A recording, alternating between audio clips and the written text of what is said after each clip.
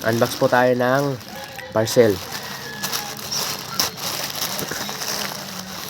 Charger po ng battery. Dali ng pagkakalat to. Hindi siya nakabox. So yun po, shout out sa seller, saka po sa rider. Hindi po siya nilagay ng box, pero yan. Ay po yung itsura ng ating charger mga karida. Charger po nating battery. All goods po, all goods. Kahit hindi siya naka box. Yan, walang damage.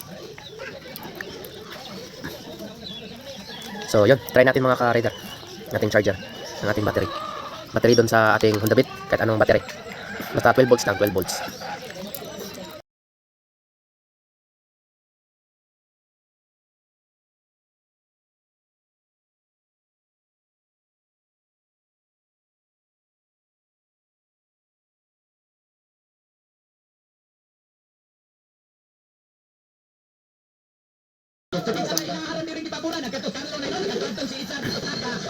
Yan mga ka-rider, function po siya.